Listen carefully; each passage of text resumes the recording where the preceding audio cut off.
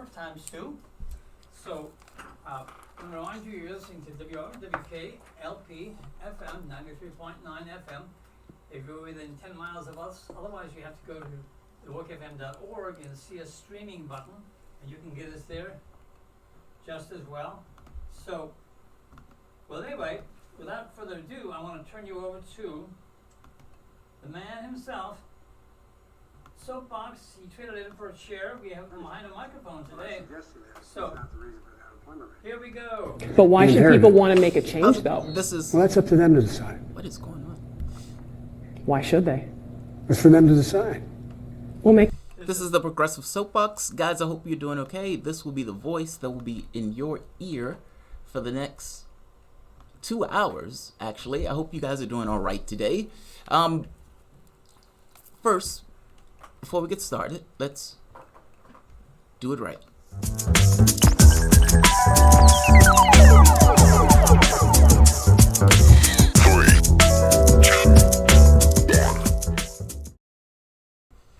So there are several items in the news today. Let's do the news that have drawn all sorts of interest, as it should. I mean, after all, this is our politics in the United States. One of the first items, I've been having this conversation back and forth with various people, Democrats, and I don't necessarily say that as a bad thing. I just mean, I've been having these conversations with them. Let's start here. So this is MSNBC. This is a pundit on MSNBC. First, let's have a conversation about propaganda. Propaganda. First item. Treason isn't quite the right word. I mean, the Republicans are all flipped out because Peter DeFazio used this word on the floor of the House, saying, "Take that back." That's not me. I promise you, that's not me. This one is mine. Little technical snafu there. I apologize, guys. For whatever reason, the sound is not doing what it was doing a little bit earlier. Moments ago. Let's see if I can do this. So let me just put the mic nearby, and perhaps you guys can hear it through the microphone. It's unplugged. Well, just unplug it. It was. Let's see. And I don't hear it at all now, unfortunately. Let's try it one more time. I apologize, guys. This is a technical glitch. It was doing what it was supposed to do earlier. Now it's not doing that. Let's try. Okay, let's try this one more time. I apologize.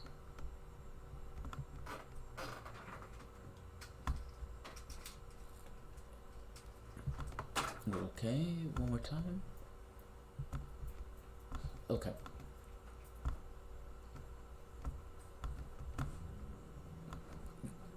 All right, let's try one more time. Here we go. All right, let's try this again. Okay, guys, I apologize. For whatever reason, the sound is not doing what the sound is supposed to do, or for the most part, typically does. That is a bummer. Yeah, that is a bummer. That's an understatement. That's to put it mildly. All right. For whatever reason, yeah, it's stopped doing what it's supposed to do. Let's try it one more time.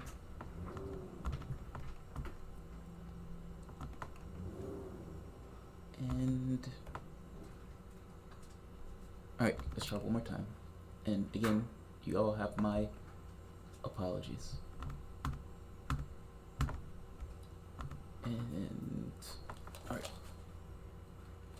I'm still not hearing it. Someone saying that I thought was an interesting point. Okay.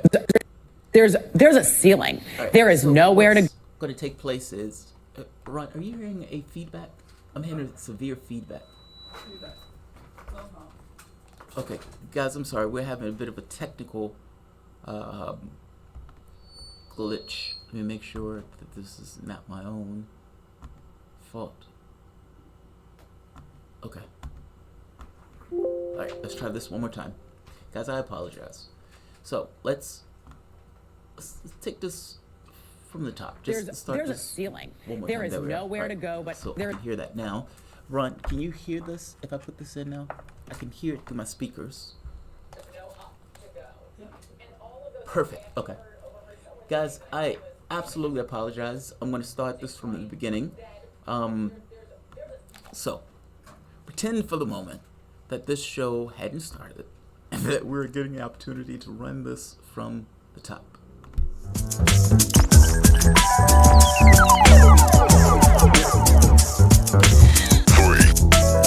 Alright, this is the Progressive Soapbox Radio Hour. This will be the voice that will be in your ear for the next 2 hours.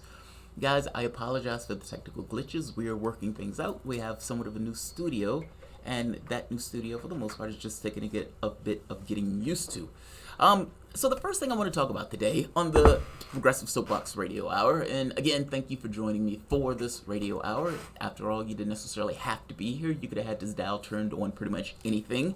Before I start, I want to point out that this is WRWK, The Work, and you guys can call in order to, if there's anything that is said on the show that you dislike, that you agree with, somewhere in between, you can call at the very last 20 minutes at 804-464-1089, 804-464-1089. So the thing I want to talk about today is propaganda. At the very least, I want to start it on this notion of propaganda. Here is one bit of propaganda that oftentimes you may not necessarily pay attention to if your perspective of the world is governed through maybe, perhaps, the Democratic Party. And I'm not necessarily saying it's a bad thing. I'm just kind of making the point that from a perspective standpoint, that there are certain points of view that are given in passes that it may go through unedited. So, for example, this one.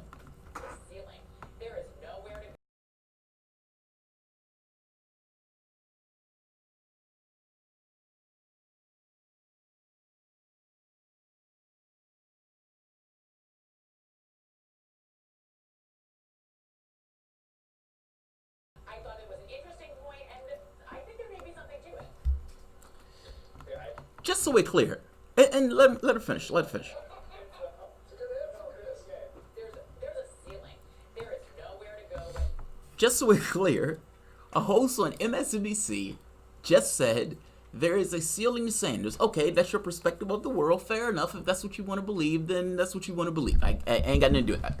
Then she follows that up with, if you are supporting Sanders, you are pretty much sexist.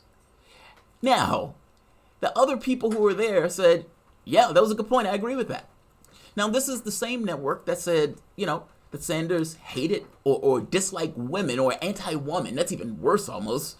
And that they made their skin crawl. And this is also the network that has had a clear bias for Warren. My point is this. The trend that it seems like on MSNBC is to go with this notion of sexism. Now, if you remember back in 2016, Tom Perez, a secret memo was reported by Tom Perez saying to use Bernie Sanders as the white candidate. The thought being that if we can tar him as the white candidate, we could keep people away from him. Well, in this case, it seems like with this notion of trying to push for Warren that they've decided that Sanders is, or people who support him are, sexist. Now, I showed in my video last time how Warren, for the most part, does not support Medicare for all, despite saying she does. And ultimately, when she's asked about this directly, it is very clear she doesn't support it. She doesn't even have it in her medical document. Don't take my word for it. Go look up Elizabeth Warren's page. Medicare for all will not be on that page. Medicare for all is a specific bill. It is not a talking point. It is not a framework, as she's called it in the past. And she has said recently that I am for many bills, which literally is something different. The issue here is that she's probably going to tack back to the center. Obama was for the public option at one point. You wouldn't believe it when he took office. And beyond being for the public option at one point, if you remember, this is within my political memory, Obama and Clinton are on a debate stage. And if you remember, Obama said, I am not going to force people into a medical plan. He was very explicit about this. I am not going to force people into a medical plan. Clinton said, I will, and chastised Obama, saying, you will have to do that. What happened when Clinton lost the primary? Obama said, yeah, I'm going to put people into this plan once he got into office, and he had the government essentially ensure that people were forced to get health care. Why am I saying this? And why am I making this point? I'm making this point because this woman just got here and lied, and not just lied, said something that was outright ludicrous with the host on the channel agreeing, meaning outright gaslighting. This will be repeated over and over and over and over, and over again. And people who watch MSNBC, this will get slipped in silently, and they would accept it because it will slide through their biases because they watch this network. That's propaganda by any other means. If you believe that to be legit, you would have to believe that supporting Bernie Sanders makes you sexist and that there wouldn't be any other reasons. For example, having me having a litmus test of Medicare for all of supporting Sanders. Also, just to be very clear, what MSNBC did not disclose is that this woman's family gave $20 million to Hillary Clinton in the last election. That's astonishing. And yet, it is also true. That is called propaganda. That is called gaslighting. A more subtle version of propaganda, a more subtle version of gaslighting is also terminology. Essentially using words and framing in order to control an argument and somehow diffuse things that are said that you don't necessarily like. For example, I will not unilaterally disarm. Why are you using that weird term? You're using that weird term because you're trying to cover something else. Wording is often a powerful weapon in the sense of politics and does, for the most part, shapes the terrain of debate. What am I saying? Whataboutism. I want to talk about that term. In the same way that the previous video showed a bit of propaganda where the person and the network will repeat the same thing over and over and over and over again to try to get into people's heads that Sanders or supporting Sanders sex. Whataboutism is similar in those terms. This notion of whataboutism has several points, but ultimately it is to control the frame of reference and to excuse, frame, explain, and to justify rampant, out and out, complete, undignified hypocrisy. That's literally what it's used for. Anybody that is even slinging the term around to some degree accept and admit that there was a certain degree of hypocrisy, that there was a dirty deed, there was a faux pas that took place, that they are responsible for, or they are somehow colored by, that they are slinging a word about in order to try to cover their own failures. And to, in doing so, try to frame the argument in a particular way that what we did back then shouldn't matter, but what you're doing right now matters everything in the world. So we can investigate Trump ad nauseum. However, any malfeasance or horrible doings from the Democratic Party that might have been illegal or unethical can never, ever be touched. If I'm sitting on a moon and I'm looking at events and I'm making a judgment call, how on earth can I subscribe to this? And when the term whataboutism is used, I often just look at the person as a rampant hypocrite because ultimately what they're telling me is that something should be excused for some particular reason that the other person should be colored by. And by me bringing up the fact that the other person did it, was guilty of it, might have even been worse off, whataboutism. Well, I don't accept your framing, sir. And this notion of whataboutism as a propaganda tool, I don't accept that either. If you are using that term with me, I am looking at you as a rampant hypocrite because you, by definition, are. Otherwise, you wouldn't be throwing the word about. You wouldn't be muddied. You wouldn't be dirty by the thing to which you need to hide and cover yourself with phraseology.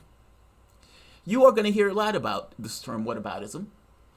As Democrats try to explain why it's okay for Obama to use the espionage law to lock up whistleblowers, when you're going to hear Democrats trying to explain why, but caring greatly about whistleblowers in the case of Trump, you're going to hear them try to explain why it's okay for Joe Biden's kid, who apparently didn't listen to enough record players, who was cokehead, gets drummed out of the military, ends up getting a job in the Ukraine where he has zero experience in the Ukraine or in natural gas, becomes the executive board of a company that is grossly and rampantly corrupt, and is getting $50,000 for it.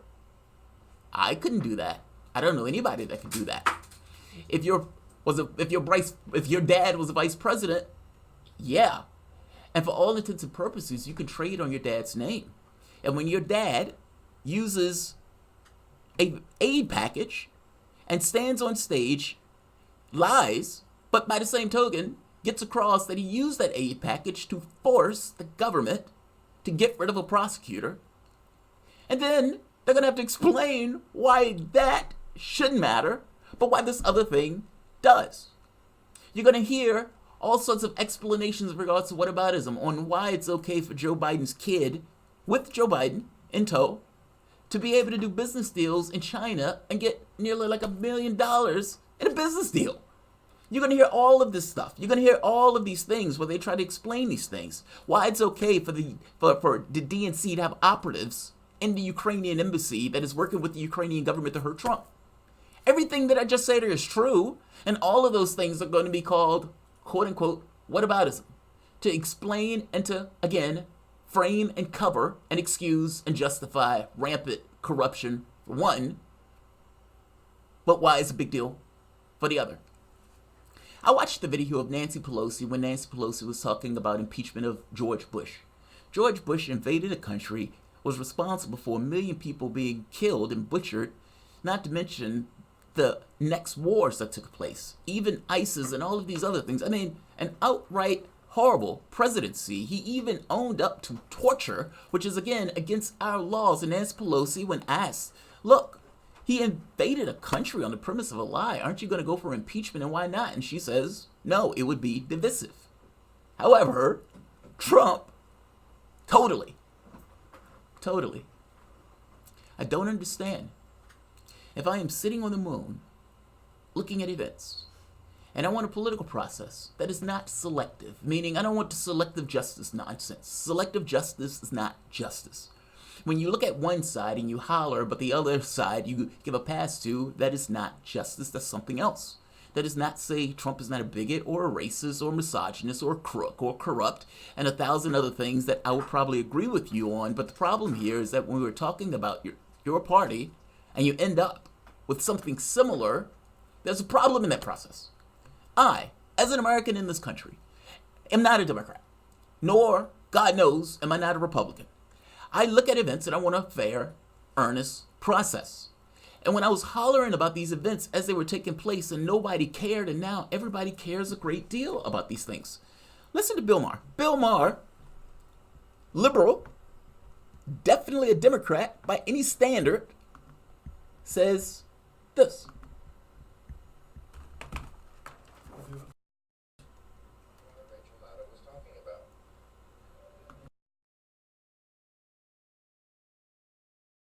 Let's say that one more time, just in case you missed it. Bill Maher is on his show, and he's having a conversation with Barney Frank and a bunch of other Democrats. All of them are agreeing because by polling, 91% of Democrats want Trump impeached. The problem is they tried to impeach him over a tweet. They tried to impeach him over being racist. They tried to impeach him over obstruction of justice for something that did not take place. You have an issue with legitimacy. If you continuously try to impeach the president over various things, it becomes a partisan process, not a process that is going into with this notion that the people are being earnest. That's true. If Don Jr. did it, it would be all Rachel Maddow is talking about. What is Bill Maher's issue? Bill Maher's issue is that despite being a Democrat, when he looks into what was going on between Biden and his kid, he realizes, oh my God, this is massively corrupt. And we have a problem in this process when both sides have a certain degree of corruption, and that the Republicans are going to drag this up as fodder in defense of Trump. And in that, Bill Maher is right. The Republican Party, right now, Donald Trump, has started to run on this notion that he is trying to drain the swamp. This is ludicrous, but that's what he's running on. He's running on Biden was corrupt, the Obamas was corrupt, the DNC had an operative in the Ukraine, that part's true. The DNC was trying to get information from the Ukraine in order to hurt Trump, that part just so happens to be true. You can look that up in Politico. I've done the videos themselves, Politico, The Hill, the New York Times, all of these places say the exact same thing. This information was known, but nobody cared. However, it will be used for fodder. And in the next year, as opposed to talking about healthcare, as opposed to talking about expansion of Social Security or education, instead of talking about the things that Trump failed on, because he's failed in everything that he's put his hands on, instead of talking about his failed foreign policy objectives and all of these things, instead of talking about all of these items that Donald Trump failed on for the next year, during the election, what we are going to be talking about is impeachment. And there are going to be a lot of Trump supporters who's going to tell you everything that I just said. And Democrats are going to scream whataboutism, and independents and Republicans are not going to care one iota. And there are going to be many lefties who doesn't care one iota because they know everything that I just said. And they're going to say, you guys are just as corrupt as the other. The problem here is framing is not absolute. Perspective is not absolute. As a Democrat, you can take a perspective that the most important thing in the world is that Trump is corrupt and that Trump did this and that Trump did that. But it does not stop anybody else from taking a framing that says your party did the exact same thing and you were massively corrupt also. And they would not necessarily be wrong in that framing because, again, framing is not an absolute, regardless of how much one side tries to insist that it is. There are things that are true in comparison to objective reality. There are other things that are subjective. Many of these things that take place in politics, especially from the standpoint of what was taking place in 2016, are massively complicated. And when you're looking into the Ukrainian issue, it is a hard thing for me to say that we needed to investigate Russia, but the influence of Ukraine in our politics should get a pass. I don't quite understand that perspective. And yet, you will be hearing a lot about it. Corruption should bother you, whether it's taking place on the Democratic side or whether it's taking place on the Republican side. This is not a rah-rah Trump, by the way. This is not a rah-rah Trump in the least. You already know at this point, I would imagine, if anybody has watched me, my perspective of Trump. This is more to do with just the basic notion that there's a certain degree of fairness in the political process. And I know I'm saying fairness and that type of stuff, but I'm saying this in terms of, in order for us to have any level of legitimacy in our political process, there has to be something of accountability.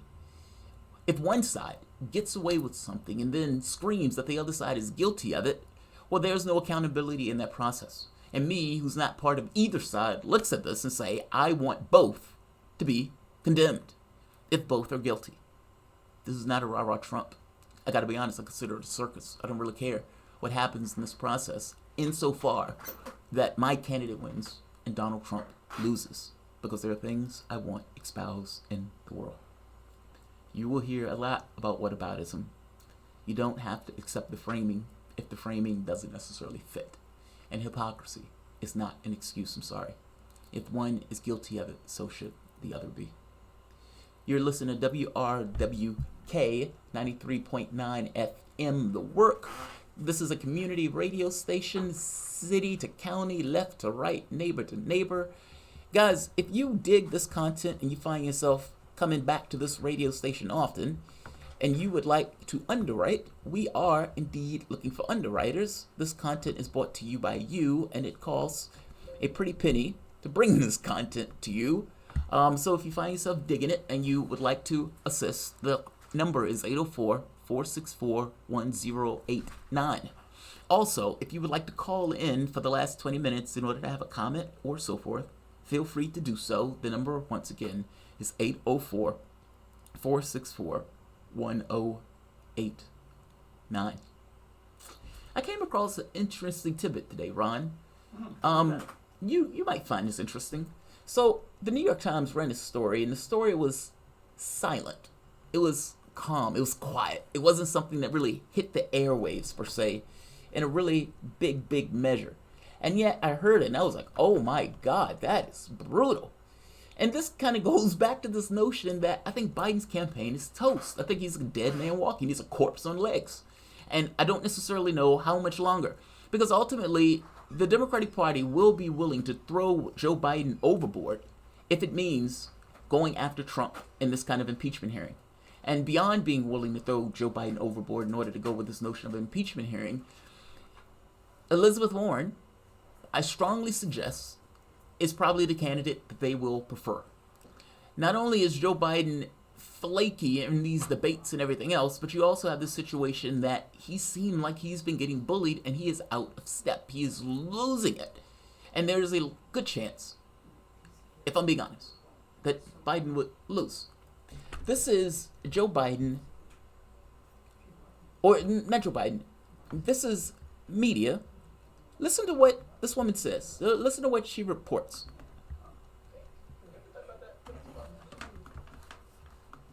Obama warned Biden's aides to Did you hear that?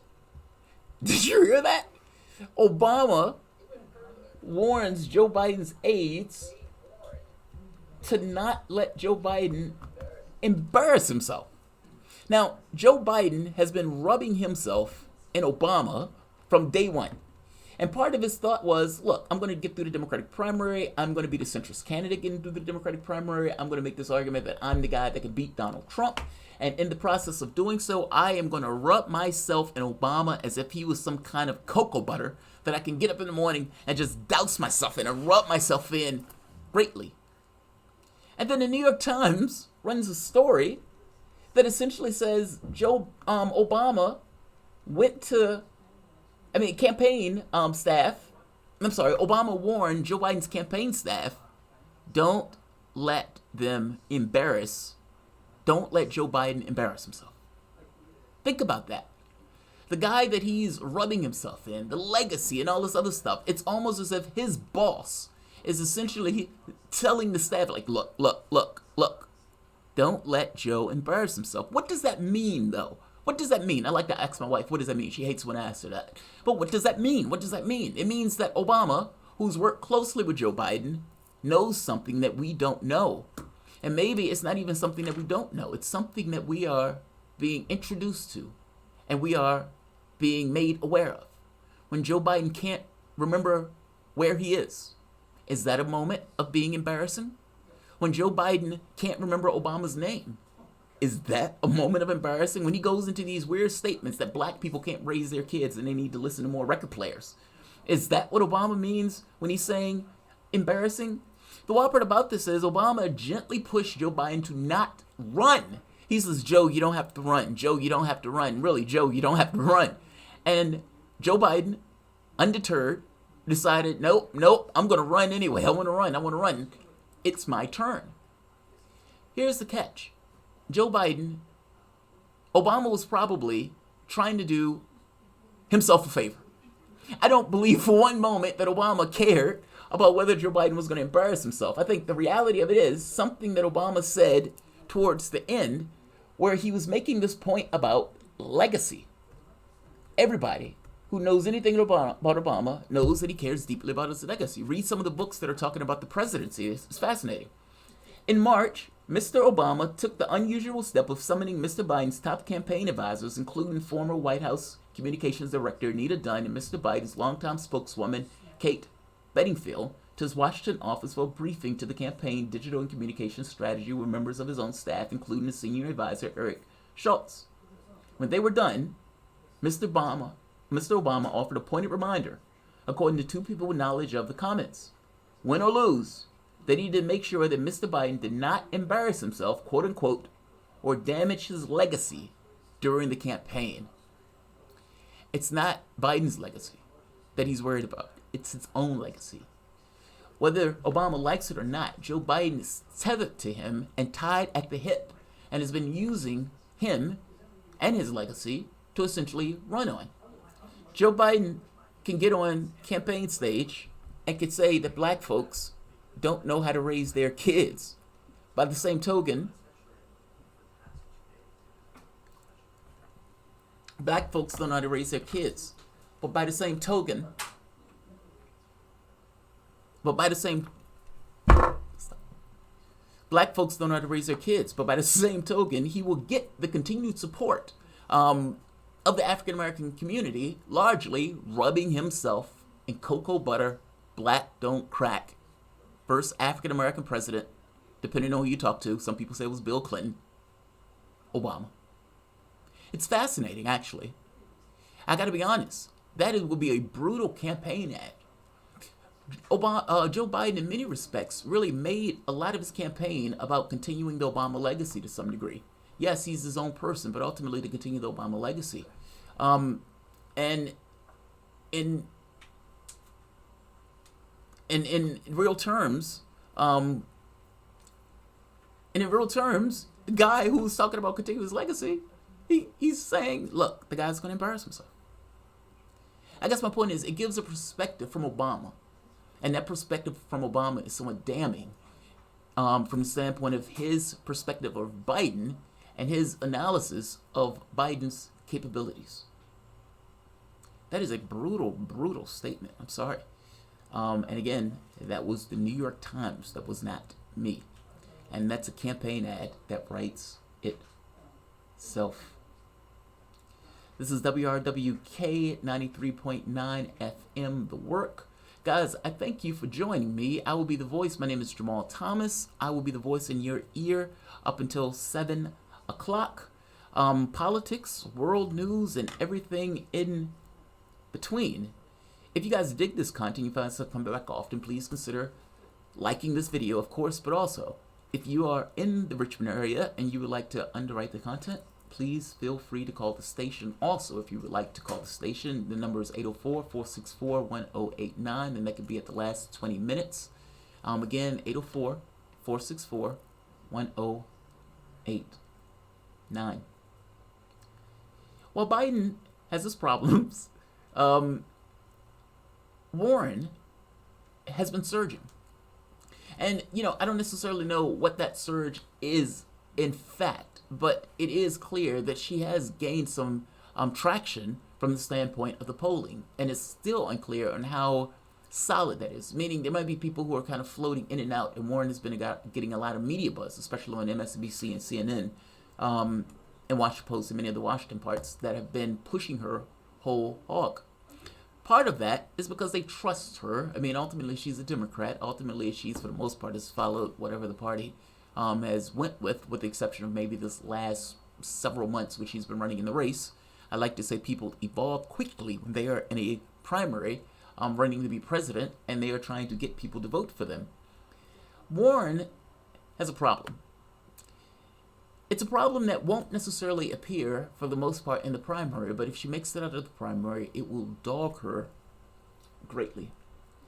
Warren had this video.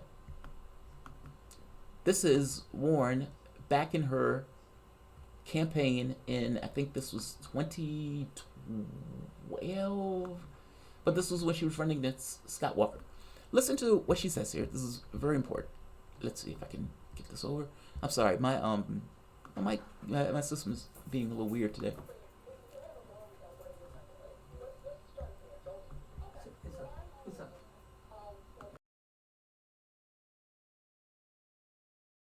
To come in now. Ask him if we can reschedule and we could just bring it back in, but because I needed him to get here like 4:45 as opposed to 5. Like after 5, it becomes a little bit dicey trying to get everything set up. I'll send him an email, or it's right there. Yeah, I'll send him an email. Yo, can we? Hey.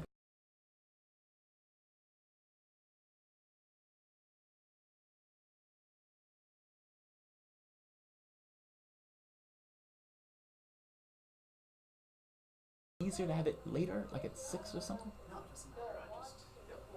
No worries. No, it's not. It's fine. No worries.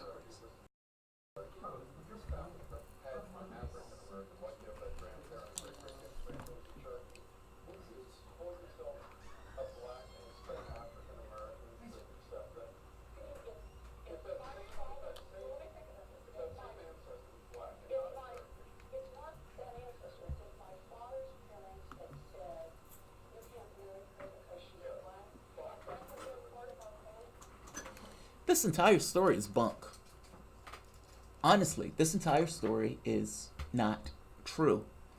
I have to be honest, I have a certain perspective of this, and my perspective is formed in many respects out of my own genealogy. Literally. I understand that some people may take this a particular way because they're looking at this from outside of it, and then they're like, okay, Elizabeth Warren has solved this because she solved things over with I guess you could say the indigenous or Native American community. I'm sorry, that's not going to be looked at that way when she runs. The problem here is, as an African American, my grandfather is Cherokee. Let me say it this way, his grandfather was Cherokee, literally. This wasn't one of those things that is down the line that my family was talking about. It's just one of those things that we knew because he was. I could look at him and tell. This wasn't one of those things of conjecture or anything else. It was known. I grew up only as an African American. Everybody entirely and totally understood that this was an aspect of our family. There was no doubts about it. We knew it because we could see it. It's in our family. It's in our gene line. This is not some things that are, down the line per se. It is literally relatively close. I never self-identified as Native American. Elizabeth Warren, her problem is that she did. That story about her family leaving and everything else, that story is not true. The catch is, if you look down at the marriage, none of that was there. And when you look at her Harvard certificate, she self-identified on the certificate as Native American. Harvard used this, by the way, and they ran with this. And they went with this notion that we have a student here. We have a multinational student body. We have somebody who's an indigenous person here. Now, whether Elizabeth Warren got any advantage out of this is irrelevant. I don't know whether she got advantage out of it or not. That's not kind of the point. The point that people make here is that you were using that because you thought you would get advantage. There's a difference in those things. She was bullied by Trump into taking an ancestry test that found that she was not or didn't have anything in her. Now, this was dodgy at best because apparently an ancestry test found that a dog was relatives of something else, meaning those tests are dodgy at best. She should have never been bullied into it. But beyond being bullied into it, there's a question of why on earth did Elizabeth Warren self-identify as a Native American when she was in Harvard? And much of the things that she's been saying about this have not been, or at the very least is found out to be less than true. If you don't believe this will be used against her with violent aim, you will be wrong. Here's the catch in my question. What is on her birth certificate? Is Elizabeth Warren seen as Native American on her birth certificate? Or did she, for whatever reason, later on, self-identify as Native American? What will take place if Elizabeth Warren gets out the primary? And don't misunderstand me, everyone has their weaknesses. Every candidate. Bernie Sanders calling himself a socialist is a weakness. When you're looking at the polling and people say they're not necessarily on board with this notion of electing a socialist, even though when you look at the polling, he's also rather strong in a one-to-one against Trump. It's kind of the issue of a person saying, I have a black friend. Many times they do have a black friend. The difference between seeing somebody as an individual and working with that person as an individual is different than this kind of abstract thing of a group that you can kind of drop all sorts of labels on. Sanders, as an individual, for the most part, can be seen from a one-to-one in a race and not necessarily lose out. However, if you ask people, are you on board for a socialist? They get a little bit dicey. The catch here is, it is true that that is a weakness of his. All candidates have their weaknesses. The question becomes, can they exceed those weaknesses, and will those things be enough to take those campaigns down if they were running in a race? Warren's issue is the college scandal. If you remember, this was a situation where many affluent people were essentially buying their kids access into college. Now, the way they explained it, they thought to themselves, well, look, we're rich. We have the capabilities in order to assist our kids get a better life. Why wouldn't we assist our kids in getting a better life? Ergo, paying off the college in order to allow their kids to go through. This was seen as a way of trying to give them a leg up and an advantage. They were prosecuted for this, and if I'm not mistaken, many of them are going to jail because of it. The question and the way and the conflation that will take place is a merging of that scandal into what Warren was doing. Essentially, instead of using cash to try to get a leg up, she was using ethnicity to try to get a leg up. And they will hit her relentlessly on that very specific point. Republicans will go for it because they are not going to like their Democratic opponent, but not just not like their Democratic opponent. There is an element of truth to this. At least I believe so. Independents, again, will probably mix. Democrats, again, less so. But the issue here is, can you shave enough people off the vote tally in order to win? And the problem here is this gets into this weird area of right-wingers where they look at a certain degree of hypocrisy built into the process in the way that liberals talk about leg up, talk about fairness, and in this case, using ethnicity as a wedge to get advantage. This will be a problem for Warren. Mark my words, this will be a problem for Warren. Yes, somebody can do a video and say that socialism thing will be a problem for Sanders, and they would be right.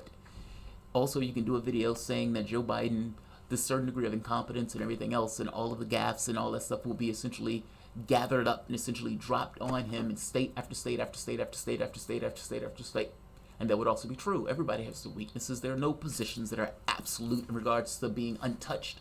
I'm just making a very specific case that when I started looking further into this particular issue, this is problematic. And she didn't get that scrutiny in the Senate. She will get it in the presidency. If Joe Biden starts to look soft, which he is, Warren will be up as the next attack point for the Republican Party. And I guarantee you this will be part of the ammo. Get ready. One of the other stories that I found to be interesting, and this one is actually a decent one for Sanders. Warren has been surging. She's actually been doing really quite good in the polls. And again, it's unclear to know how much of that is just the media attention, meaning this notion of pushing people up. I mean, after all, we're like a year out. If Joe Biden flames out, for the most part, you're going to end up with Sanders and Warren having somewhat of a runoff. Now, this is astonishing, right? I mean, ultimately, you're talking about Elizabeth Warren, who's the leftiest Democrat in Congress, and Bernie Sanders, who calls himself a democratic socialist, in a party and in an election where just several years ago, you couldn't even get the public option talked about legitimately. Whatever you want to think about our politics, it does change, it does move. Someone asked me the other day, they sent me a tweet. I mean, I don't know if the person is watching, and I didn't necessarily plan on going in this route, but I do want to talk about it. And I had intended on talking about it on my show earlier, but let's talk about it now. He essentially asked me, he says, look, even if Sanders wins, and before I go into it, Sanders has bought in gangbusters in regards to the amount of money that he has raised. Apparently, he has brought in, what, $25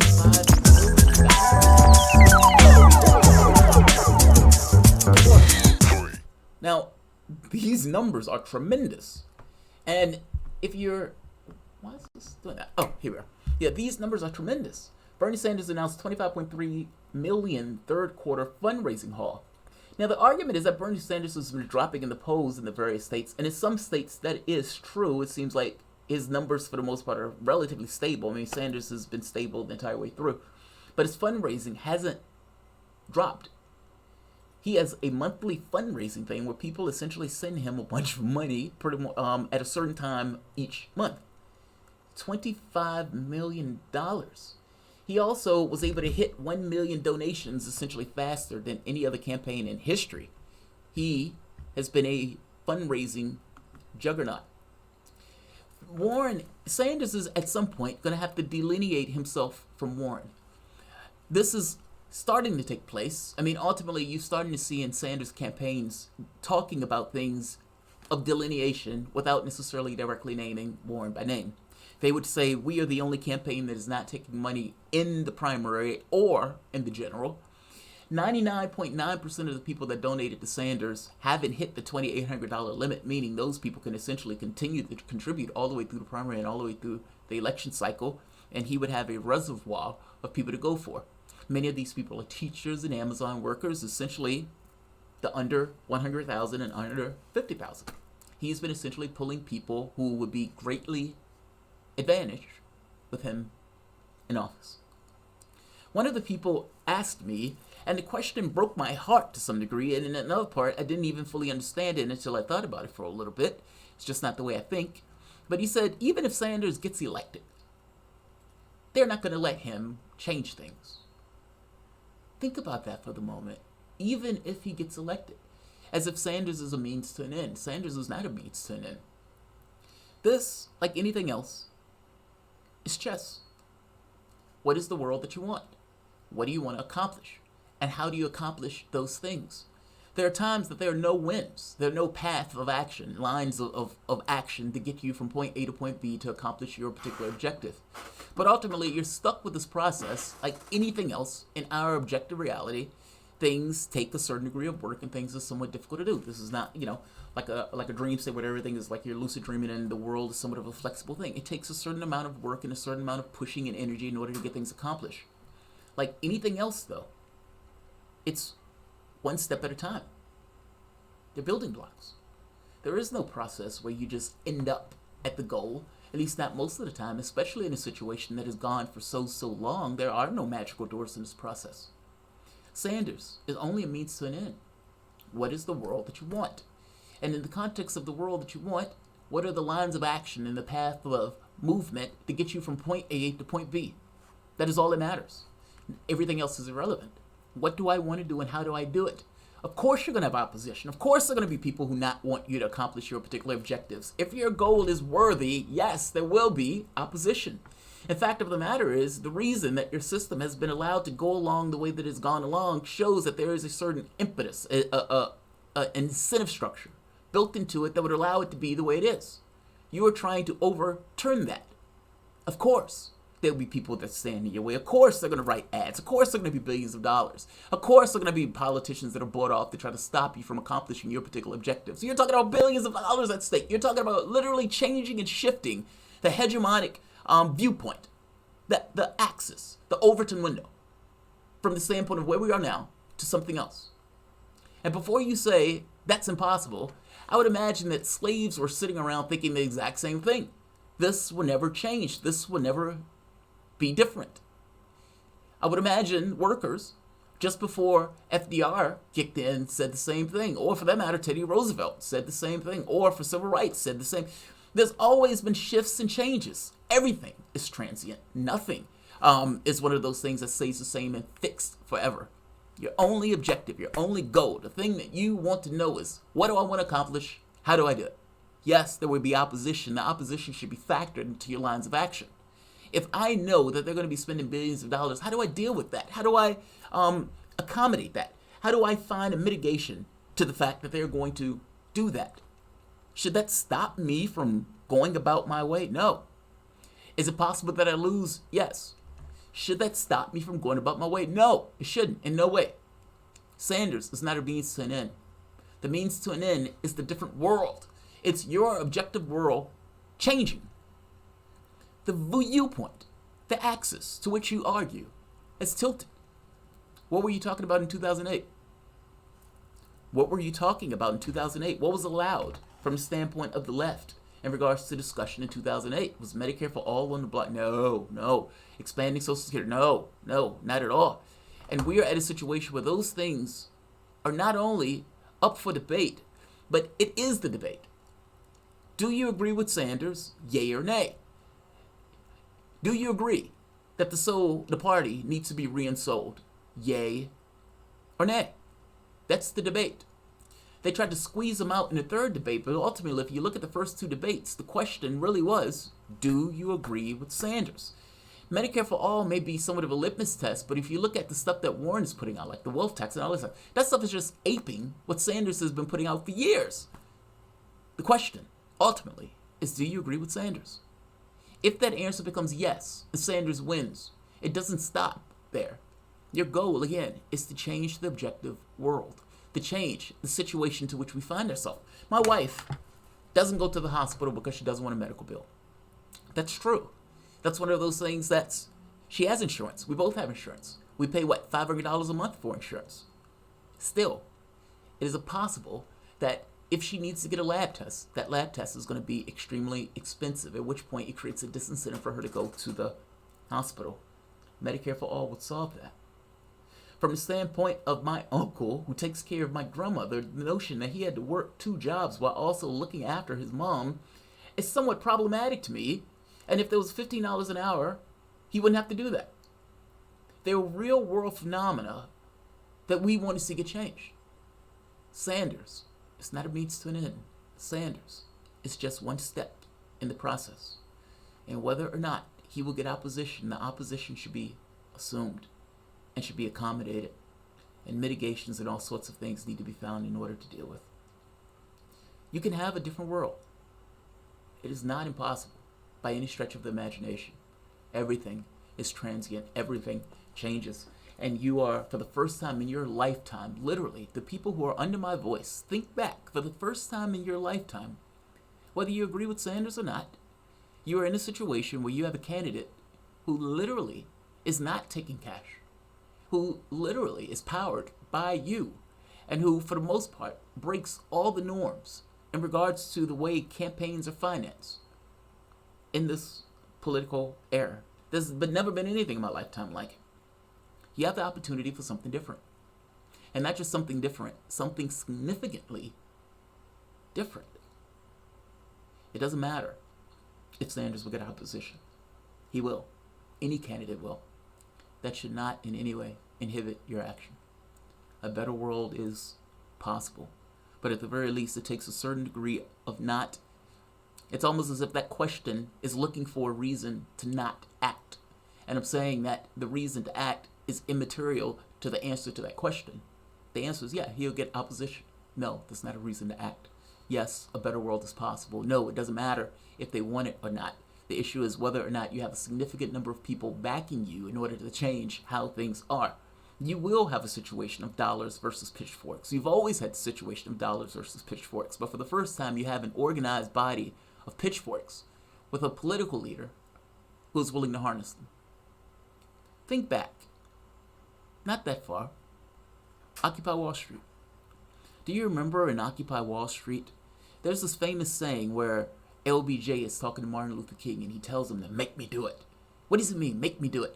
It's not because LBJ wasn't necessarily on board. The make me do it was I need the political will. The political will is being the people themselves. The government gets its legitimacy from the people being governed. Us. This notion of being voted into office, or for the matter, having a large body of people who are pushing for very specific aims and very specific political objectives to which they want to see in law. The same thing is true, however, for these other things. You're not going to get Medicare for all just from a technocrat and a policy standpoint. It is going to require a large body and a large mass of people that is saying, yes, this is what we want, with a political apparatus that is open and receptive to that large body of people. In Occupy Wall Street, Obama used his station working with the various governments in order to crack down and get rid of Occupy Wall Street, while at the same token saying, I want somebody to push me in order to make me do X or Y. Occupy Wall Street was that push. There was nothing in the government from the standpoint of being receptive to it. This is different. You have a chance for something different. First time in my lifetime, the chance for something different. Take it. WRWK 93.9 FM. This is community radio, building a bridge, city to city, left to right, neighbor to neighbor. You can call us at the last 20 minutes of the show at 804-464-1089. 804-464-1089. We're also, at this point, looking for underwriters. My name is Jamarl Thomas. And if you guys dig this content and you find yourself coming back often, especially on Tuesdays that hear my content, or for that matter, anytime during the week, and you would like to support and underwrite this content or any of the shows, please contact us at 804-464-1089, 804-464-1089. Folks are going to the website and to Facebook to donate through PayPal. They can always send a check, of course, to our mail address. They go to PayPal, and if you go to the Facebook, oddly, they took away our donate button. Now it says contact. So if you go to the contact button in Facebook, you can hit our PayPal site. And folks are giving that way. It's the easiest. In fact, if they check the little box that says repeat monthly, well, we're super grateful for that. We have people going from $35 a month to $2 a month, and we're grateful for all of them. So feel free to join them. This is where community radio comes from. You, the community. I like that. That's where it comes from. You, the community. I mean, it is, it's few and far between where you have sites that, for the most part, have just open conversation, or for that's not corporate radio, if to use a term for it. Yeah, it's not corporate. No, not in the least. We don't have an agenda based on where our profits come from, because we don't have profits. Well, we have prophets. Sorry.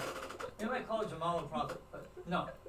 No, I think you could say prophet and prophet are two different things. And we like prophets, but not prophets. Oh, that's funny. That's funny. Prophet? No, not in the least. I wish. No, but I mean, it's a fair point, right? I mean, one of the hardest things in the world is trying to get something where I think people want something real. That's what I think. I think part of the reason that YouTube does so well is because people are craving something real, and they know they're being BS often. Yeah. You know, it comes tethered to an agenda as opposed to just being information. It's like monetized reality. Yeah. So, you know, Obama saying didn't want Biden to get into the race. Now, that's amazing to me, right? Really? Yeah. I didn't realize that. That's a crushing statement. The New York Times ran the story. And the story kind of went by almost silently. I think CNN might have ran with it once or twice. But for him to rub himself in Obama that much, and for Obama to give a statement like that is a brutal, brutal statement. So maybe Obama was talking about stuff like this. So this is Joe Biden in Iowa having a conversation with a lovely young woman. And, you know, the weird part about it is Biden has been doing some creepy, weird stuff. Like, he was having a conversation with someone in Iowa, and the woman from Sunrise Movement asks him a question, and he grabs her hand, and he says, "Oh, you're like the sweetest thing." It was so patronizing. It was extremely gross. So this is Joe Biden being asked a question by another lovely young woman. Listen to her question, and listen to the way Biden answers this. Because she's asking Biden a very basic and fair question. If things in Iowa are doing great under Trump, why should they change horses? Listen to Biden's answer.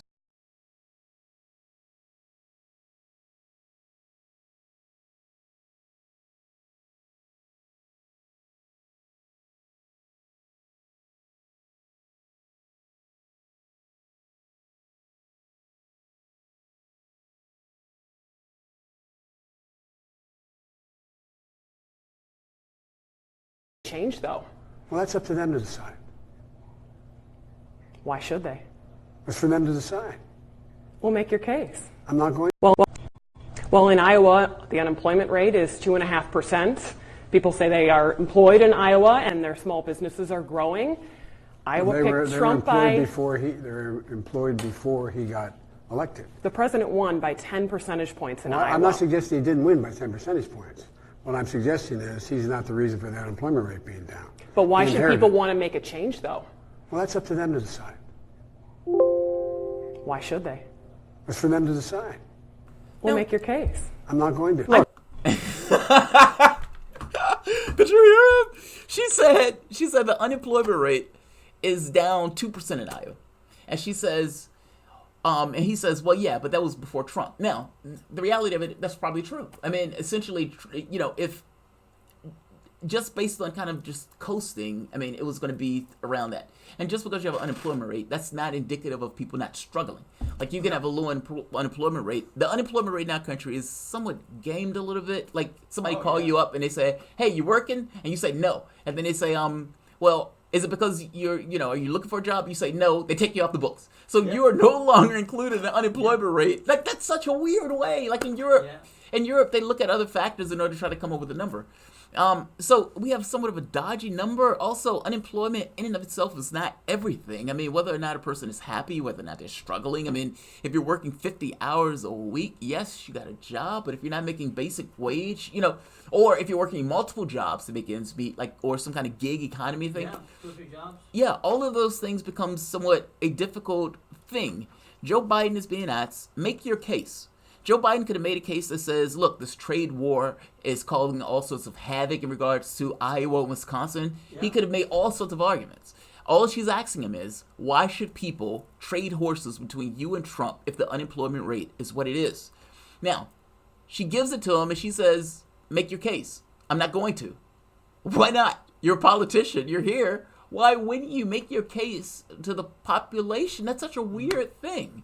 Anybody else who's asked that question wouldn't, you wouldn't have to prod them to explain well, look, Donald Trump has taken trade policy that has adversely affected people in Iowa and Wisconsin and all of these farm countries. Plenty to be said. Yeah. Yeah, there's plenty to be said. You could say the unemployment rate is not necessarily indicative of whether or not people are happy at what they're doing. It's not indicative of whether or not of our economy. There's all sorts of arguments that you can make, and as a politician, you should have those arguments on the fly in order to give, because these are things that you should have thought of.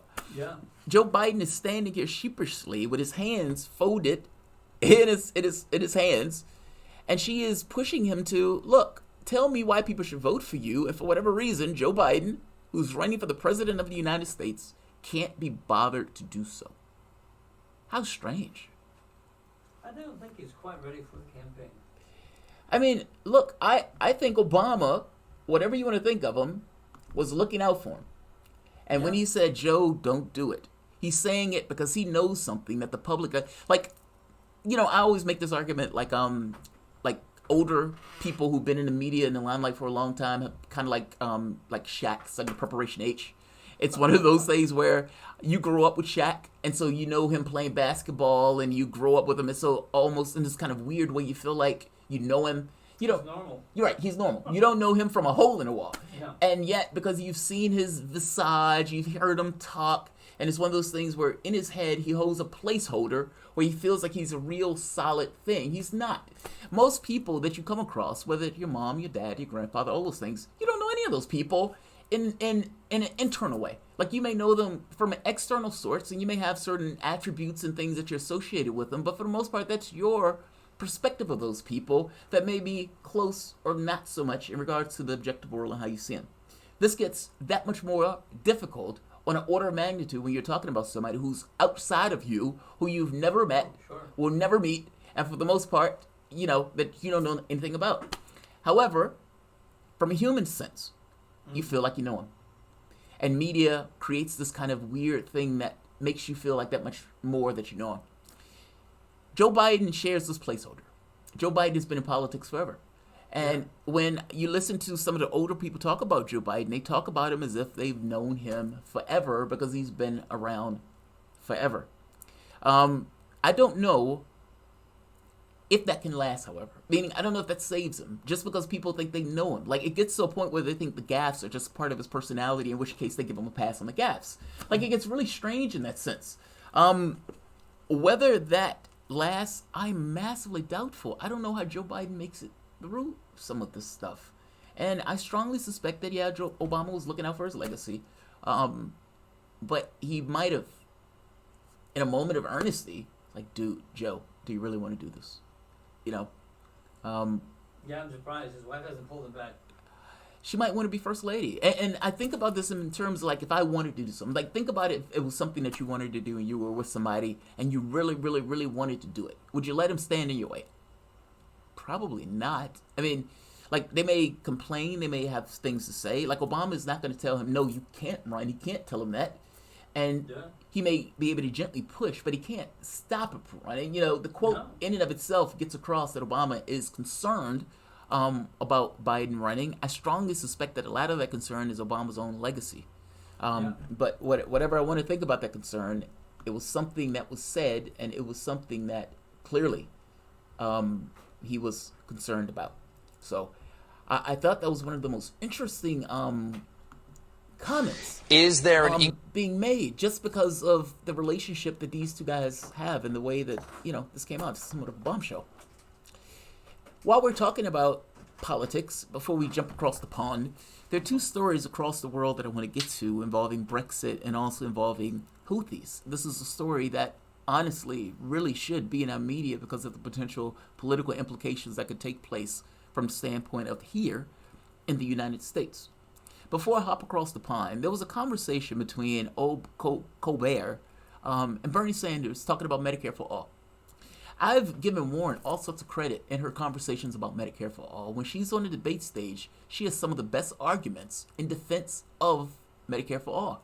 And the tandem between her and Sanders does so good at explaining it, because they get to explain it from two slightly different ways. Both are talking about policy. Sanders is talking about a specific bill. Warren is talking about it more in theory. But in both cases, it comes across extraordinarily well. This becomes somewhat problematic when she gets on the campaign trail and so forth, and she deviates from it, and it becomes clear that she's not necessarily for it in practice.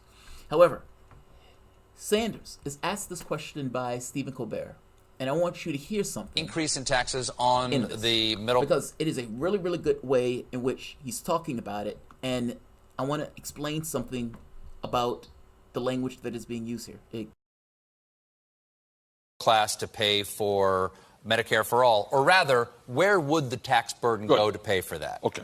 Under my legislation, which has 15 co-sponsors, I believe, in the Senate now, nobody in America will pay any more premiums. Just talked to a woman the other day who pays $1,700 a month, $20,000 a year, gone. No more co-payments, gone. No more out-of-pocket expenses, gone. Nobody will go bankrupt. Right now, 500,000 people in America go bankrupt because of medical bills. All of that is gone.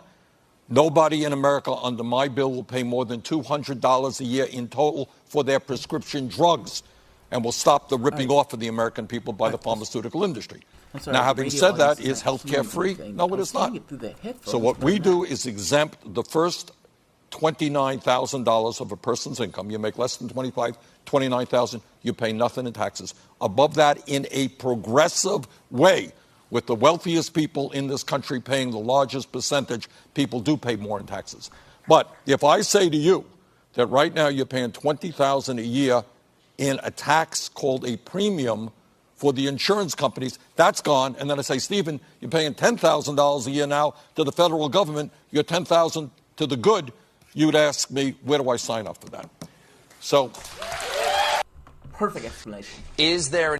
I want you to listen to what Colbert says in the beginning. No, this is awesome, and I love the way Colbert said it, and I want to give credit to Colbert for this. An increase in taxes on the middle class to pay for Medicare for all, or rather, where would the tax burden go to pay for that? All right. Colbert did something that often mainstream media doesn't do because mainstream media is looking for gotchas.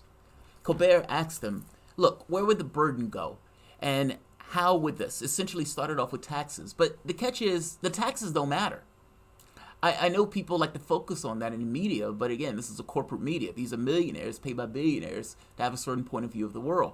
Their incentive structure, this is not something they need. This is not something that they care about. So from their standpoint, this is not something that they push for. When they talk to Sanders, this is all about gotchas. So they spend a huge amount of time on the tax part. Listen to me, doesn't matter. What matters is overall expenses. Will the taxes go up for the middle class? Yes. And in some respects, no. An argument can be made that my premium each month that I have to pay, $250, my wife pays $250, is a tax. Despite me having to pay that tax, when I go to the doctor, I have to pay for that. When I go to the hospital, I have to pay for that. Not only do I have to pay for the hospital, I would also have to pay for any doctor that I saw in the hospital. And that's in spite of me having to pay that premium, again, as a tax. If the amount of money I pay each month is $10,000 for my hospital bill, and Medicare for All kicks in, and I have a tax burden of $5,000, I have saved $5,000 because paying for the hospital bill goes away. Paying my premium goes away. Paying for every doctor that I have to see in that hospital goes away. And on top of that, dental and vision is covered. And on top of that, the amount that I pay for medication each month goes down to no more, for the year, to $200. Now, understand what I mean when I say the taxes is a gotcha. If I've just made the argument to you that total expenses, for the most part, is the thing that matters because total expenses are the things that you're going to pay. And if you really need to think about it from the standpoint of taxes in and taxes out, you can think of it from the standpoint, again, that the amount that you pay each month and every time you go to your doctor and every time you get a procedure and every time you get your medication as a tax, those go away. The tax burden that you do have may be an increase in your taxes. However, if you're making a certain amount, you don't even see that. What will happen is that the top 1% in this country will pay more. And to some degree, it will be a subsidizing of the bottom part of the income distribution scale. They have done magnificently well. In order for a person to be a billionaire, several things might have had to take place. Either, mostly, the money would be inherited. That's most. And in the rare occurrence that a person break through and become a billionaire, for the most part, their products are sold to us, and their companies and factories are worked by us. Meaning, in order to become a millionaire, billionaire, ultimately, at the very least, if you're talking about selling a product or something, you're talking about people, human beings, either buying that product or working in those stores. And yet, one side of the income distribution scale, despite the fact that it is the workers that literally make this society run, gets the short end persistently of the stick. Sanders' argument is, yes, the taxes for the middle class will go up. However, total expenses will go down. And all of those expenses, many of those expenses, are even unpredictable, because how do you know when you're going to get into the hospital? How do you know if you're going to get ill, if you're going to get cancer, if you're going to get sick? How do you know? You don't. And as somebody who's had a medical illness as a kid with pretty decent insurance, it will still eat you alive. What Sanders is saying here in his explanation is on point. And the way that Colbert asked this, as opposed to being like everybody else that overtly focuses on taxes, he frames it into expenses. This goes back to my argument about framing. Framing is not absolute. When media is having a conversation with you, how they frame it is very important into the way that the question and the tone and all of this other stuff and the way that the conversation goes. If you overly focus on taxes without necessarily bringing up the fact that you're saving and all of these other expenses going away, you are doing a massive disservice to the audience or the people who you are listening to. Doesn't stop mainstream media from doing it. Keep in mind, mainstream media are millionaires. All of them. It's not so much that they are bad people. That's not what I'm getting at. I'm getting at more so that the incentives for them are different.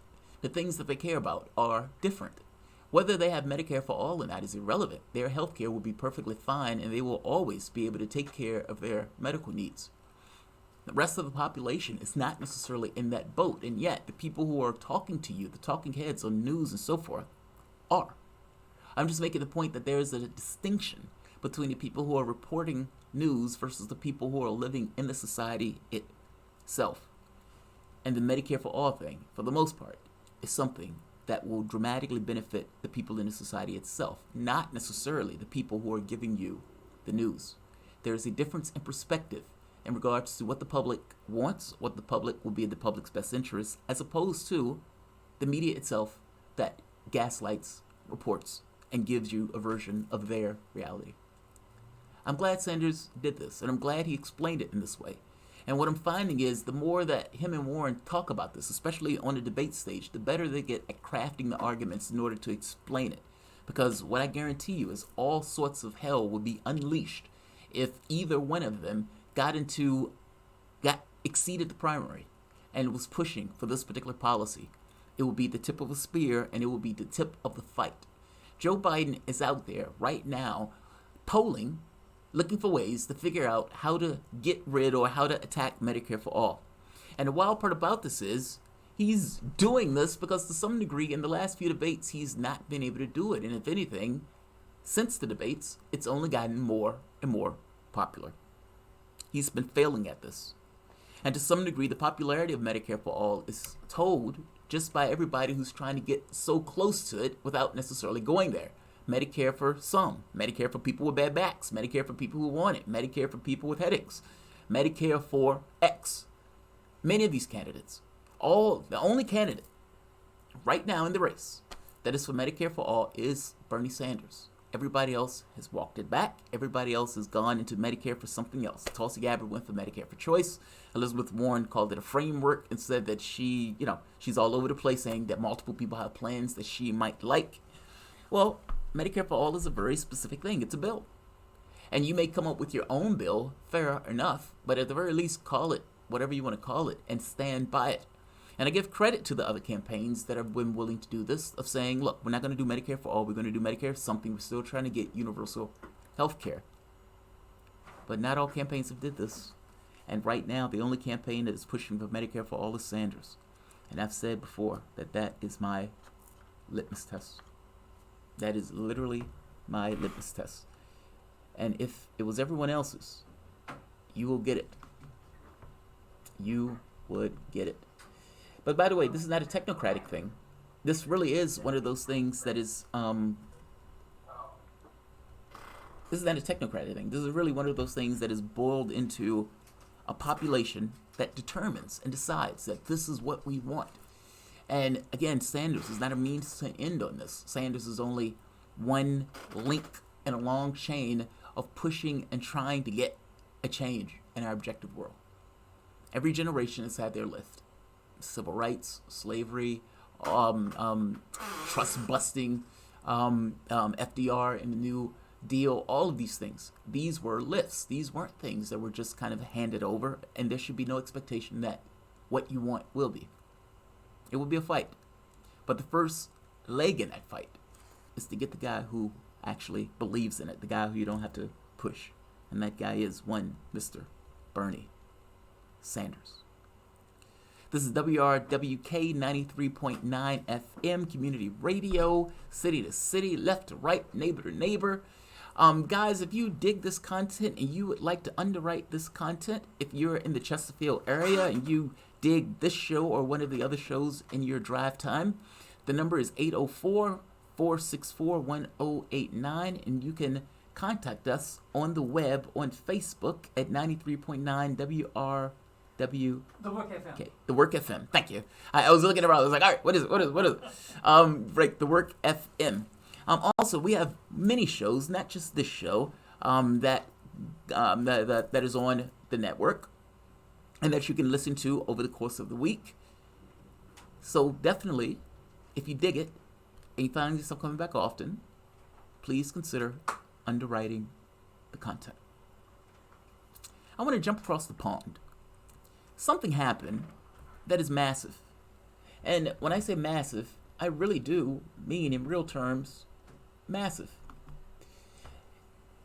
Under the Obama administration, back in, I think it's 2014 or 2015, at least by the New York Times reports this, that Saudi Arabia wanted to go to war with Yemen because they wanted to put back the government that was there prior. Obama thought this would be a bloody escapade and thought this would be a horrible war. And Obama was right.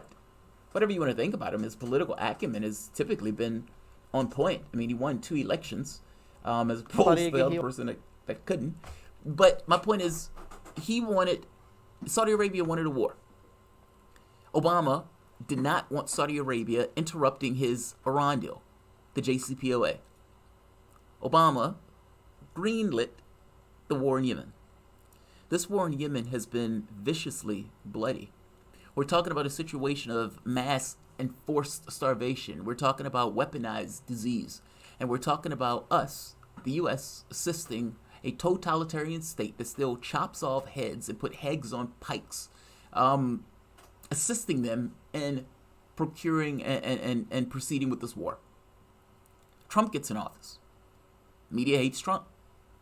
And all of the bombings and all of the killings and all of the mass indiscriminate killings all of a sudden has become front page news and people care about it. Recently, the Houthis were able to strike back.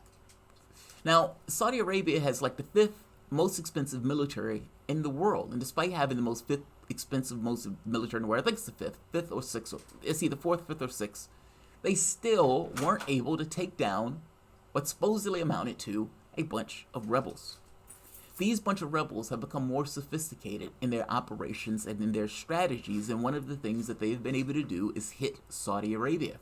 Saudi Arabia oil fields were on fire. 5% of the world's oil up in smoke. This now continues. Now, if you remember, after that, the Trump administration sent what he called defensive units to assist Saudi Arabia. Because there's a problem. With all of the United States weapons, the hundreds of billions of dollars that we've been selling these guys for year after year after year after year, the Patriot missiles and everything else, why couldn't Saudi Arabia defend itself against what was supposed to be a band of rebels? And immediately after Saudi Arabia got hit and those oil fields went on fire, the United States immediately said Iran was the culprit. And Saudi Arabia said Iran was the culprit. And even worse, Donald Trump said he was waiting for this totalitarian state to give him a heads up, and he was locked and loaded, as if the U.S. military was somehow at the beck and call of this group of head choppers.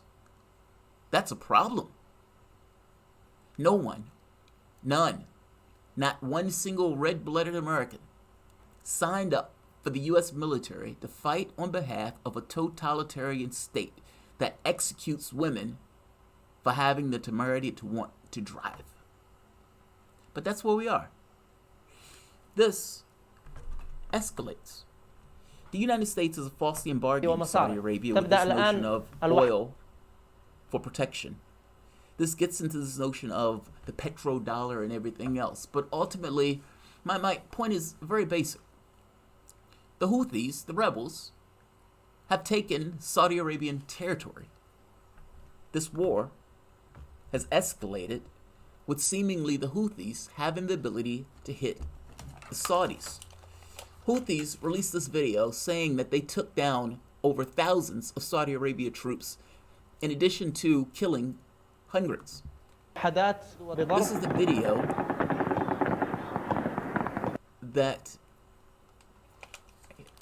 is the video that these guys released, where it shows الآن مشهد مقرب لهذه المدرعات بعد أن تم الكمين لها من قبل وحدة الهندسة وأبطال تتنافى مع عاداتنا وأخلاقنا وكذلك مع المدرعات من قادة وأفراد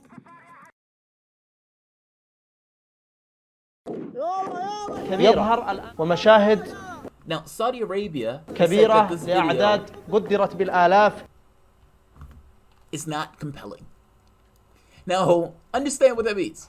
Now, the Houthi rebels released a video showing that they were involved in the planning and the operation of taking down a group of Saudis, saying that there was an ambush, and that the ambush essentially turned into a rout. And there were missiles and, I would imagine, drones that they used to essentially attack and kill and essentially be able to capture thousands of Saudi Arabia's troops. Saudi Arabia hadn't said anything about this. And not just that they lost a certain degree of land integrity, meaning it wasn't just troops, it wasn't just weapons and convoys and all this other stuff, it was also taking land. Now, Saudi Arabia said that's not true. Now, why would Saudi Arabia say that's not true? Part of it is that if they say it is true, what does that mean? A, it means that they were not able to defend themselves. But B, more importantly, what does it mean for us? What does it mean for us? Donald Trump is in a situation right now that he's in political trouble. They often say it's not the crime, it's the cover-up. And it seems that there was something involved in him trying to place dicey or hide the ball of sorts. That, in and of itself, is problematic from the standpoint of American perception. Bill Clinton, in a similar situation of hot water, ended up starting a war. Now, they call this the wag the dog. The thought was that Bill Clinton wanted to divert attention away from essentially the chaos at home and the Monica Lewinsky scandal into something abroad where the public wouldn't necessarily continuously inquire about Bill Clinton and his, let's say, sexual escapades. What happens here? Donald Trump has been assiduously, probably more than any other president, at the beck and call and under the thumb of the Saudi prince. Slavishly so. What is Trump going to do? Over and over again, Donald Trump has escalated with Iran. And why am I talking about Iran now? Because everything that the Houthis do, especially when there's some advancement, some upgrade, it's always attributed to Iran, meaning the Houthis become a synonymous thing with Iran in regards to the way things take place. If Saudi Arabia comes out and admits that their land was taken, what does it mean? What does it mean for the United States? Does an embattled president that is somewhat tarred by a domestic scandal up the ante by sending American personnel not just for defensive measures, but also for trying to defend the borders and integrity of Saudi Arabia? Has he already done it? Many of the weapons that we've been sending over there have been ending up in the hands of terrorists, and there have been reports that Saudi Arabia were essentially using bands of terrorists with the aid and the weapons that we've been sending them. What is Trump going to do? And is this a situation where, if it seems like Saudi Arabia no longer has the capacity to defend itself, will the United States get further invested? That question should terrify you. If the United States is getting further involved in a conflict because it's saying that Saudi Arabia can't defend itself, kind of like a Vietnam situation where we inch our way into a larger and larger conflict, how is this our responsibility? Should we be defending a totalitarian state with our own military?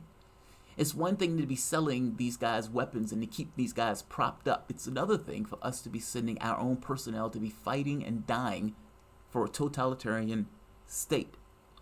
And it's very possible, depending on how this news goes, whether or not this video can be validated and whether or not Trump decides to do it. This is a fascinating story, and yet this story is not on news at all. Like, this is one of those stories that has major geopolitical implications depending on the reaction of the United States. And it, for whatever reason, has not hit the press at all. Interestingly to note, if it did hit the press, we will probably be stuck with the outcome. Meaning the fact that it didn't hit the press in the United States and it wasn't made a big deal, the press didn't start asking Donald Trump, what are you going to do? What are you going to do? What are you going to do? Which maybe is to our benefit. Either way, keep an eye on this particular story because this can turn into something nasty very, very fast. Donald Trump has escalated with Iran. And in escalating with Iran with the JCPOA, he assumed that at some point Iran will buckle, missing the point that there is no point in which they will buckle under the terms to which he has administered. He has ratcheted up tensions over and over and over again, getting to the point of being at the brink of a conflict. This is his own fault. Whatever he wanted to think about what was going to take place, he, I would guarantee you, did not think of Saudi Arabia's oil fields being hit. The moment that those oil fields are hit, immediately the president of the United States is asked, are you going to bomb Iran? To which he fully understands that the moment that he bombs Iran, his agency in the process has evaporated. Whatever Iran does in this case, they would be justified to do because they would be defending themselves. And not just defending themselves. Ultimately, this was provocated by Trump. This was his policies that took us to the brink. And just because he couldn't predict each and everything that took place, like an oil field fire, or if just so happened the Houthis ends up on another campaign in which they actually take down, let's say, 10, 15% of the world's oil. Will the United States get involved to defend oil? Yes, they will. Will we put troops in there? Yes, we will. And will we say that the Houthis are essentially working in tandem with Iran and skip the fact that it may be the Houthis and immediately point the finger at Iran? Yes, we potentially will. Israel and Saudi Arabia are perfectly willing to fight to the last dead American to get rid of what they consider to be a territorial enemy. We, in this country, and the people of this country, and I don't mean the neocons, I don't mean the political leaders and the people who are in power, I mean everybody else that have no interest in fighting for a totalitarian regime, or for that matter, an apartheid state. Our government is under our control, right? Or at the very least, this Frankenstein monster needs to be brought into some level of alignment. All I will say is keep your eye on what is taking place in Yemen, in Saudi Arabia, and you would have to find it in alternative news sources, or at the very least something like Al Jazeera, or even the BBC at this point might be covering it, or France 24. But keep your eyes on it. It is fascinating politics of what is taking place. And what is going on with the Houthis is not entirely, at least I don't believe, entirely with the Houthis. I do believe Iran is augmenting their powers, but they're doing so for asymmetrical warfare. And again, they're not wrong for doing so. Any country put in a position of stress and under economic attack will respond to some degree in kind. They are not wrong for doing so. And we are on the brink. And this has been all created by one failure of a president, Donald J. Trump. There's an awesome tweet where Trump put that didn't age all that well when he says Saudi Arabia needs to fight his own battles, or essentially pay us handsomely to do so on his behalf. Well, that Trump needs to talk to this Donald Trump and come up with some alternate foreign policy to the failed one that he has been pursuing. I've argued that Trump has only two options. He's either going to get us into a war or he is going to back down. There are no two options. There's nothing else in that process. There's never been a capacity in order to get a new deal because you've burned all the moderates when you pulled out of the last deal. Imagine for the moment that you and the United States entered into a deal with another country. And while you entered into the deal with the country, the politics of that country shifted, and one of the parties took power and yanked themselves out of the deal and talked about you like a dog while they were doing it, and then say, we want another deal, and then ramp up threats and aggression and violence and shake their fists at you, threatening you to take the deal. No country will take those terms. No country. And certainly not us. Certainly, if you were sitting on the moon and you were looking at these events, certainly you can understand the perspective of another country that is being put into this particular situation. Trump has failed on a host of issues, but especially in the foreign policy arena. And that's where it gets the most dangerous. I don't believe he wants a war, but whether the president wants a war or not is almost irrelevant to the process. Political winds, push, and the fact that he's edged closer and closer to the brink, it can take anything that is outside the president's perspective. For example, this notion that Saudi Arabia lost its land integrity. Nobody in their right mind would have thought a band of rebels would have been able to take territory in Saudi Arabia. Nobody. Nobody in their right mind thought that the Houthis would be able to construct something that would be able to hit and take down 5% of the world's oil. Those were things that were not in the calculus, but those are things that happen because odd things often happen. And regardless of what the president wants, there are so many safe face-saving maneuvers. When Donald Trump says, oh, somebody was stupid at the controls, that's called saving face. That's him backing away from a larger conflict. When somebody says, hey, are you going to hit him when the oil fields get hit? What did he do? No, I'm going to send defensive measures. He understands that he loses all agency when there is a strike on Iran. And yet, it may not matter. There are only so many face-saving maneuvers that you can do. My advice to Trump is to swallow his pride, to go back to the JCPOA, and to realize that events, especially where life is at stake, from the standpoint of war, the reality matters more. He's not going to follow that advice. He's not even listening to this channel. Nevertheless, Trump has failed in foreign policy, and he is edging us closer and closer to a war. This is WRWK 93.9 FM, The Work. Guys, if you dig this content, you find yourself coming back often, especially if you are in the Richmond or Chesterfield area, please consider supporting this content by underwriting. The Work FM is serving Chesterfield, Henrico, Richmond, Goochland, and Hanover. My name is Jamarl Thomas. I am your host. I've been your host for the last 2 hours. In case you are wondering who is this person that is in my ear that is angering me, or let's not be cynical, who I am massively agreeing with. Let's not be cynical. The last topic I want to get to for today is Brexit. Now, I am enamored by European politics. Anybody that's watched my channel know that that is a massive understatement. What is taking place in the UK right now is unpredictable to the hilt, similar to what is taking place in our own politics. And right now, despite it being, 3 years old, nobody knows what Brexit means.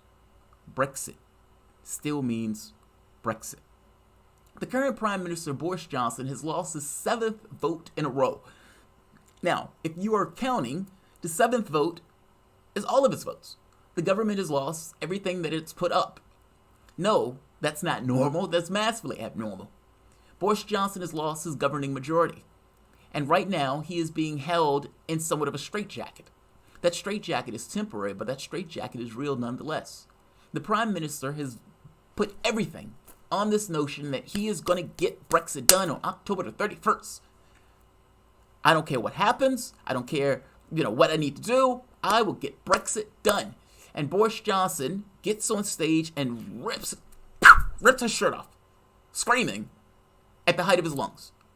Now, the moment that you do something like that, you've essentially staked every ounce of your political capital on getting Brexit done by October 31st.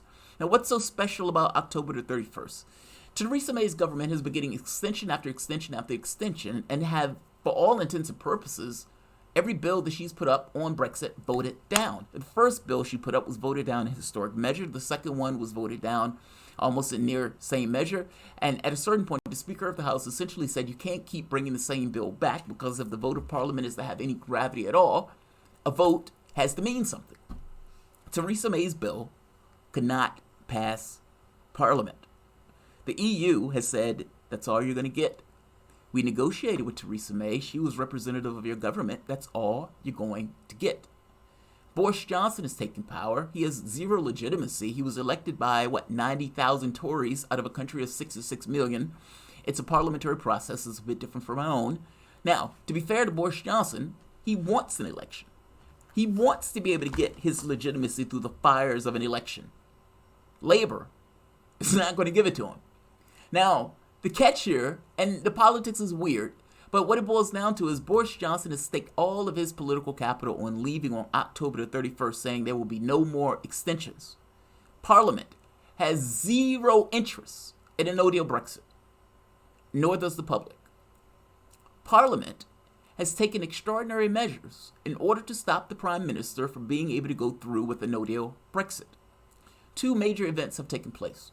The first one was that Boris Johnson went to the Queen, there's nothing like this in our politics, went to the Queen with the notion of proroguing Parliament. Now what this means is suspending Parliament, icing Parliament.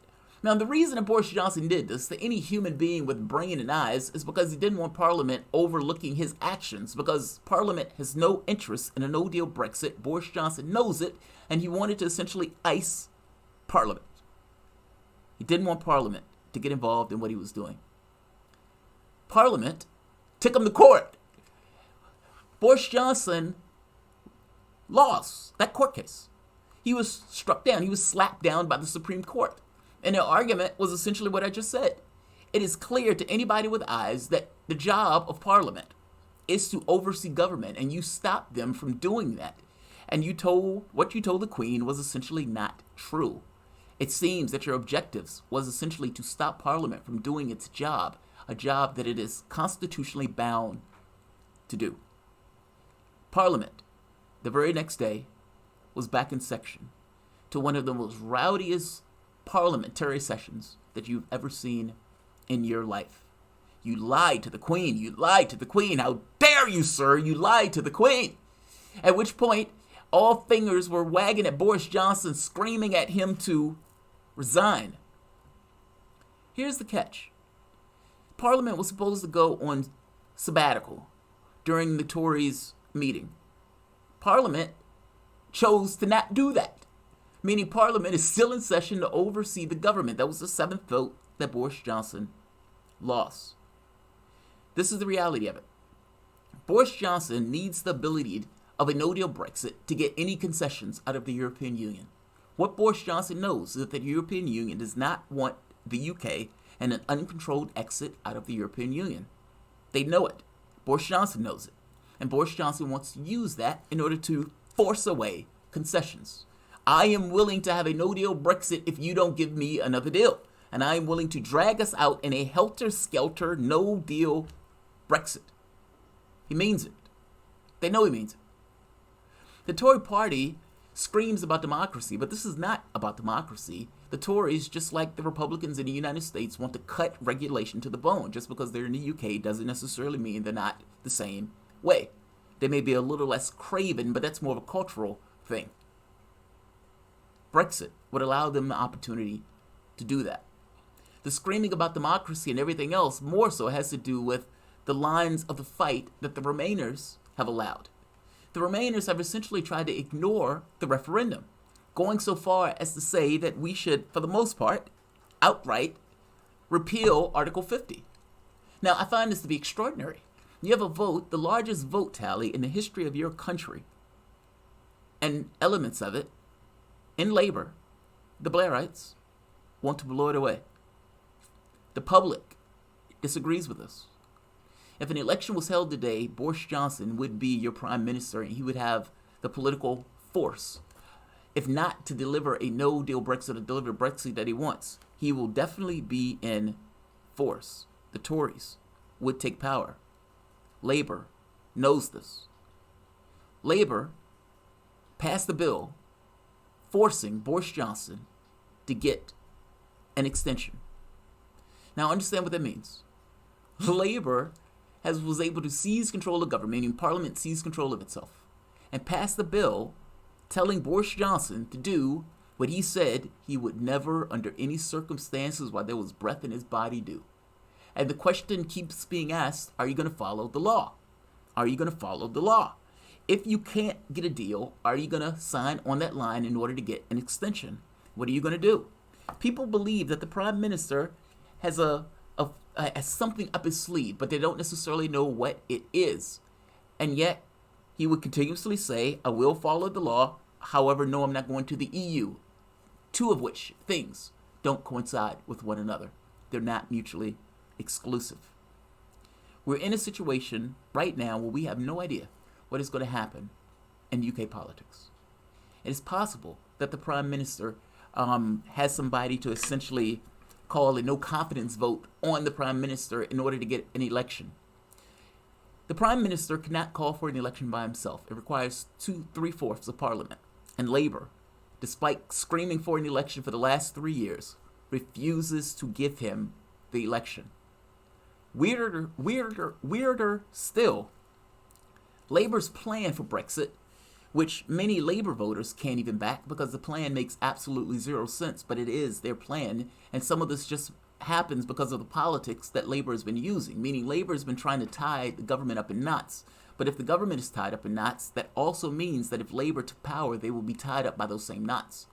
Trying to force Boris Johnson to get a deal means that there is no circumstances by which Labour can leave without a deal, which means that the EU can turn to Jeremy Corbyn and say, congratulations on becoming Prime Minister, and the deal I have for you is the same deal that we gave Theresa May that was voted down 3 times.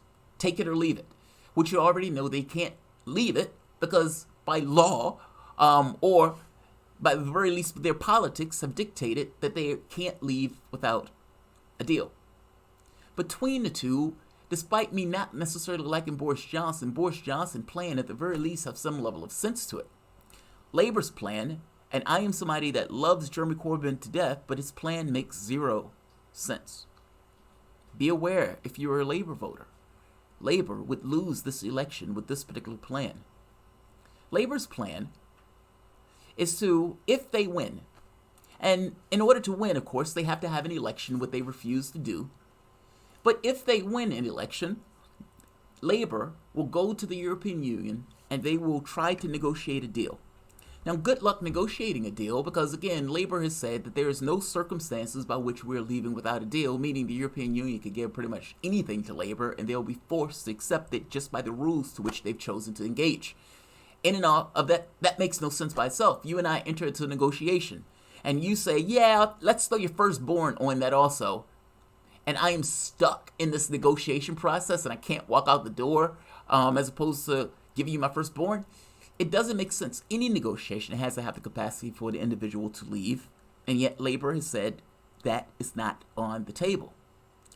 If they get a deal from a generous European Union, which again, there's no reason for the European Union to be generous, the UK is leaving, and there is no way that the European Union is going to give Britain a better deal outside of the European Union than they would get inside the European Union. If that was the case, other countries that are Eurosceptics would also think about leaving. You have an element of France that are Eurosceptics. You have an element of Italy. They're even in power, the 5-star movement, who are Eurosceptics. If UK gets a better deal, what does it mean for the European Union?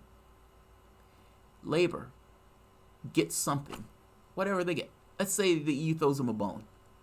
And they get back to the country, and then instead of Labour taking that and saying, all right, this is what we're going to try to get passed, because there was an election and you voted us in office, so you want the Brexit that Jeremy Corbyn is going to deliver.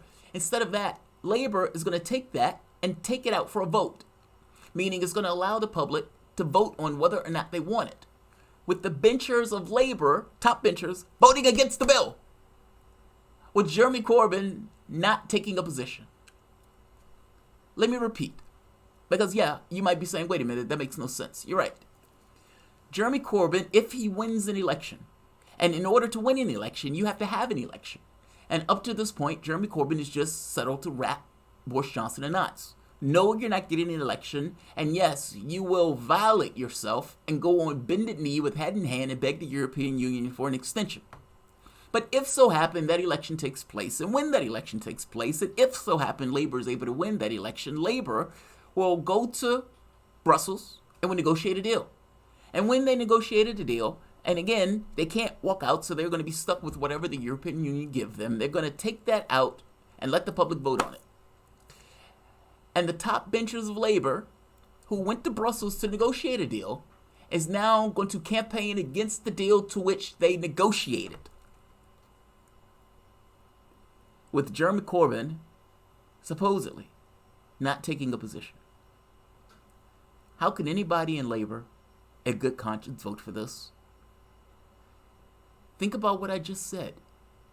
That makes no sense. That, and compared to Boris Johnson, who said, I'm taking this out.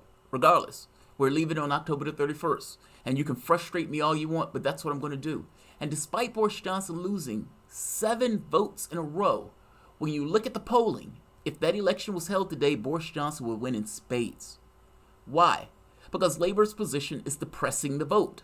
The public decided that it wanted to leave in the referendum.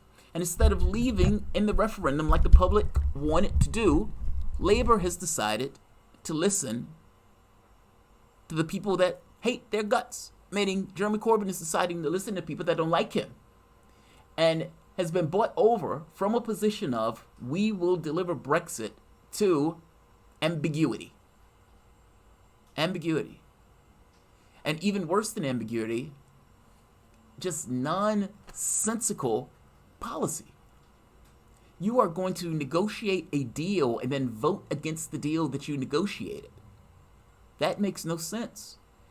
When you're looking at the articles out of the European Union is regretting any level of association with Labour because, again, the policy makes no sense. European politics, EU politics in the UK has gotten to be outright bizarre. I am a massive Labour supporter, so I don't say this because I dislike Labour. I say this somewhat as a warning. Look at the polling. The polling is clear on this front.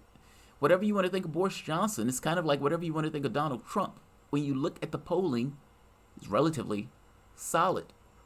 And again, there's something to be said about a question that you need to ask yourself, that if the election was held today, why would you lose it? Jeremy Corbyn, at some point, will have to have an election. And the running away makes him, and I gotta be honest, to some degree, look weak. Look at the next or the last PMQs, and they're not PMQs, they're the statements that immediately happened after Parliament was back in session. Look at Boris Johnson's statement, and look at Jeremy Corbyn's statement. And whatever you want to think of Boris Johnson, whatever you want to think of Jeremy Corbyn, it honestly looks as if one got bullied. I don't like saying it. It doesn't make me feel good saying it. I only say it because I don't want Labour to lose. I want Labour to win. But for that, they have to some degree, accept the referendum. Jeremy Corbyn has an opportunity to wipe the chessboard clean. What I mean by that is whatever political strategies he was using in the lead up to this particular process, in the election, changes things. In an election, the public is going to get the choice, the determining factor in what type of Brexit gets delivered. You don't need to take it as a referendum. The public itself gets to choose. The referendum is the election. Conservatives, unfortunately, are right on this point. The election is the referendum. You don't need a secondary one. And this policy is losing you votes. Go out and listen to what people are saying in the public. And when you're listening to people talk about this stuff, one of the things that they say was, this position, God, I can't support it. Because from their standpoint, this goes beyond just politics. This goes into this notion of what is Britain going to be after it leaves the European Union. And I understand that I would much prefer a Labour government being in power. And I would imagine that the people, many of Labour supporters, would prefer a Labour government being in power. But they have a hard time understanding Labour's position on Brexit. And it comes across as fence-sitting as compared to the Liberal Democrats, who clearly want to remain, and the Conservatives, who clearly want to leave. Labour is in a fix. Boris Johnson is in a fix. European politics, meaning UK politics, is outright bizarre, but infinitely fascinating. This is another area that you should keep your eye on across the globe.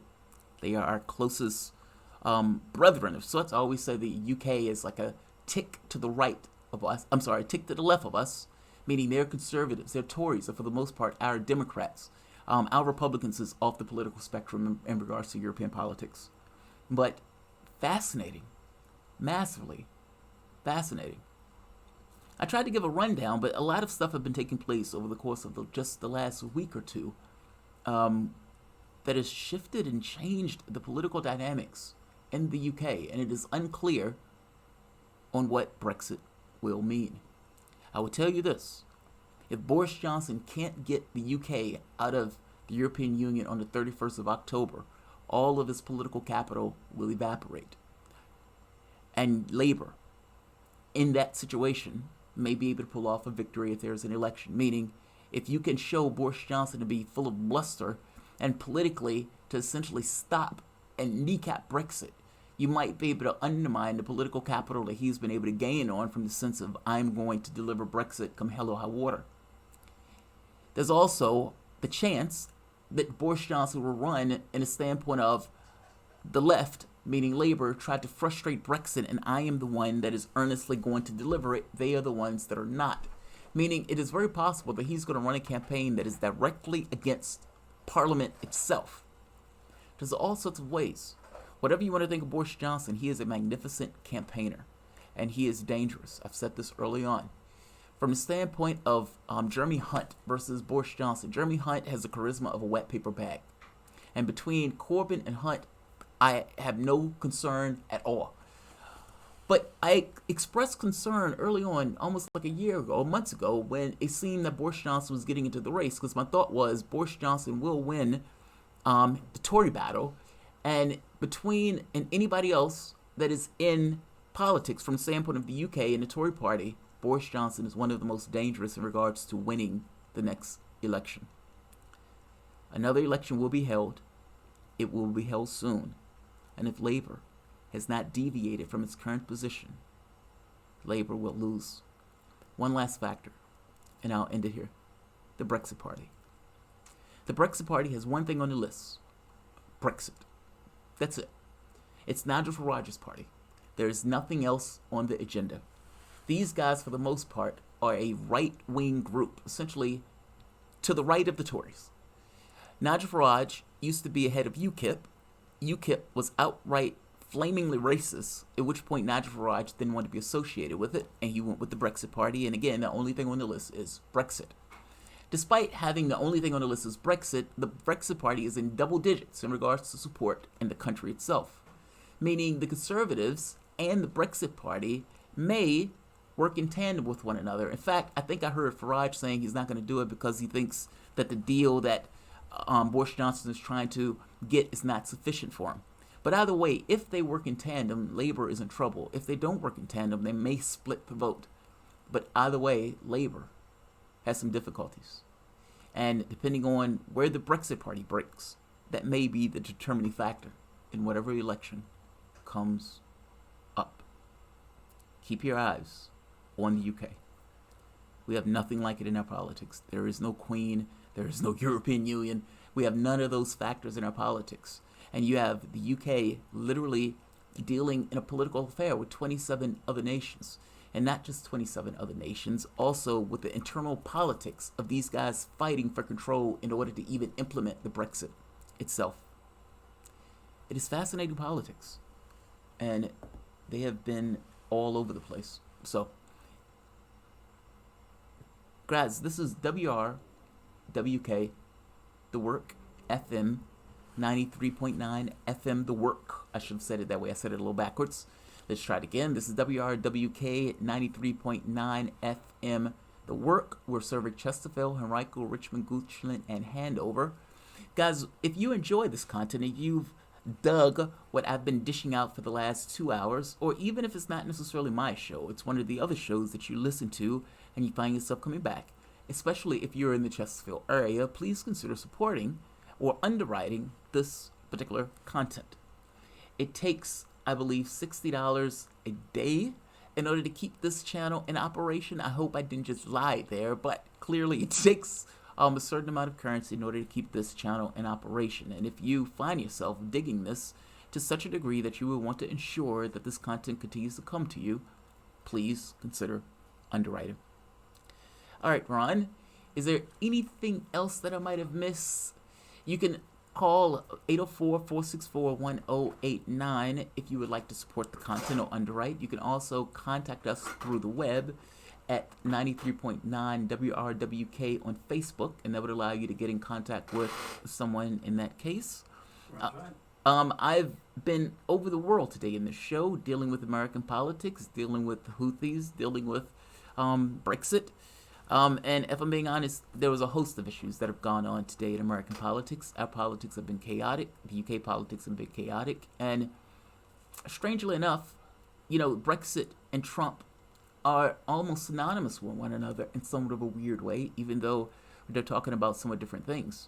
You had a population that felt like it wasn't being listened to, and for the most part wanted to strike out at an elite that for the most part had lost tether to the regular masses.